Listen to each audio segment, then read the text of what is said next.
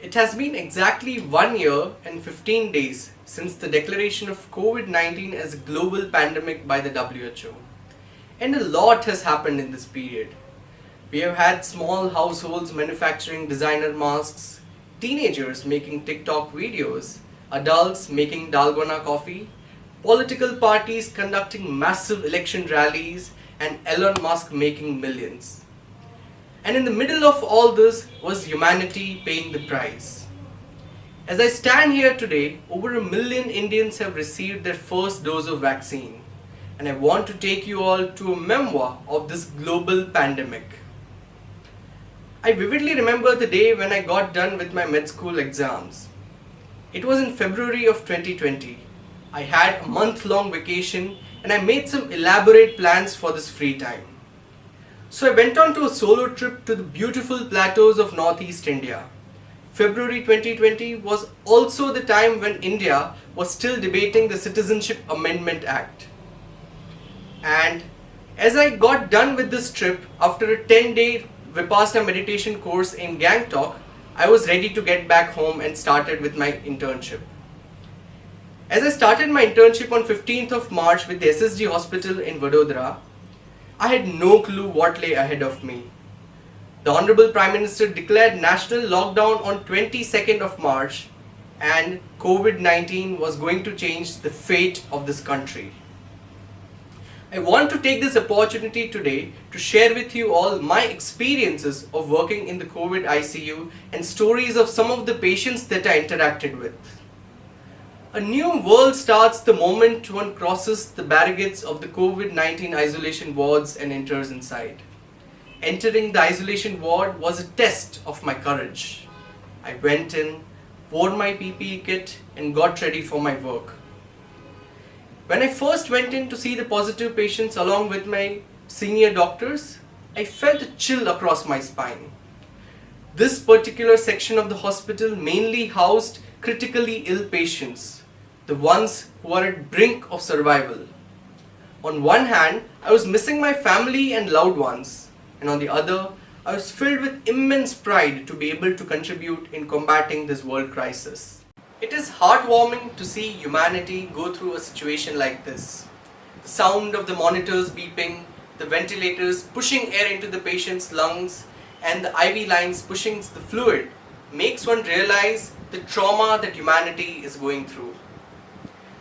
The first story that I want to share with you all is that of love and faith. It is the story of an old lady who is unfortunately not with us today. She must have been in her 70s and for some reason she reminded me of my grandmother. On my second day in the ICU, I came across two patients with a similar surname. It did not come to me as a surprise when I discovered that they were a couple. Unfortunately, they were both allotted beds in the different rooms of the ICU. The best moment of the day for me was when the old lady cutely asked all the doctors and nurses to move her bed beside that of her husband. I'm glad that I could shift the bed of the old lady right next to that of her husband. I took some time off from my schedule to have a conversation with her. I precisely remember she was lying on her bed and I was there standing right next to her, fully covered in my PPE suit. She could barely see my eyes and yet she would always address me as son. Whenever I would go to her to collect her blood samples, she would cutely ask me to prick her very gently and then close her eyes. Whenever I would draw the needle out of her veins, her face would have a childlike glee. So I started talking to her more often. I started asking her about her life, her family, her background, and how was Ramzan going on for her. With a smile of a baby, she would tell me everything about herself.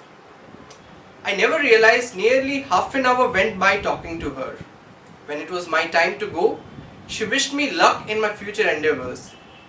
She even promised me to make me meet her grandchildren and she invited me to dinner someday at her place when she got alright. When I came to the ICU the next day, I was shocked to see that the bed next to her had a body wrapped in thick white sheet. The tears rolling from her eyes were concealed by the ventilator mask.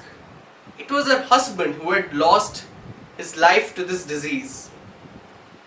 How helpless one must feel when one sees the loved ones lose their life little by little each moment. How blood-curdling you must feel when you cannot be even next to your loved ones to hold their hands on their deathbed. The next day, her health started deteriorating as well. Her granddaughter had written a letter for her.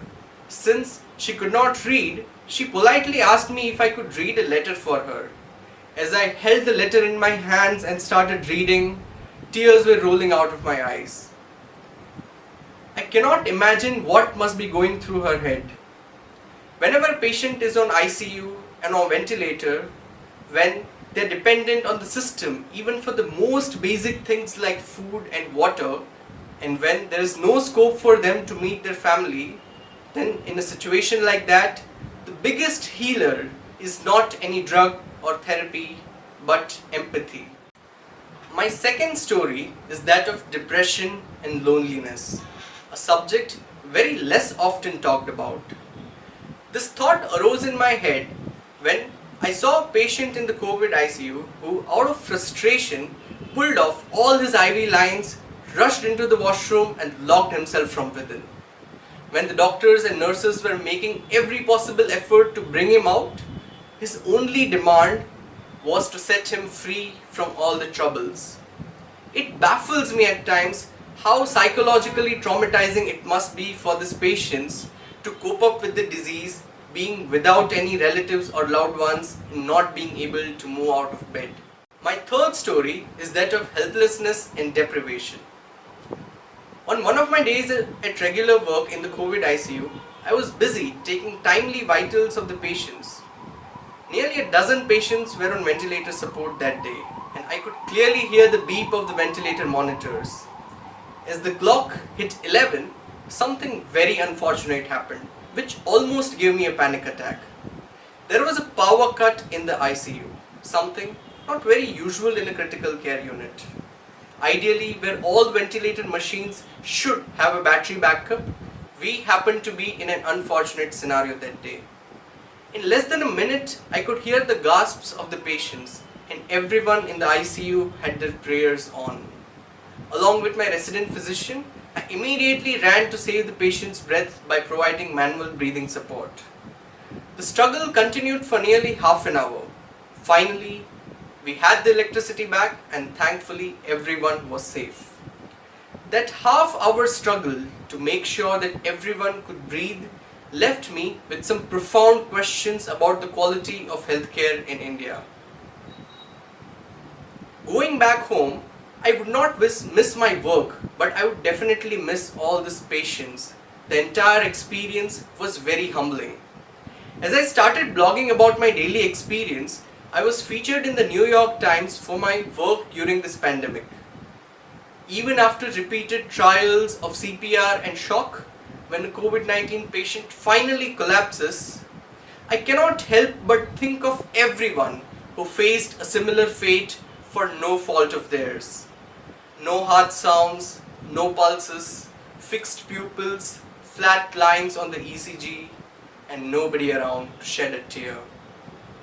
It is in moments like these that I develop utmost respect for every life. I realized how important it is for all of us to do our part in making this world a better place to live in. The practice of ancient medicine started with understanding environment, food and friendships as a cure for a disease. And I believe that creating a resilient healthcare system requires the practice of aesthetic and responsible medicine, which involves not only the physical aspect of a patient's health, but also their mental and social tangent. At times, the touch of a hand is more powerful than prick of a needle.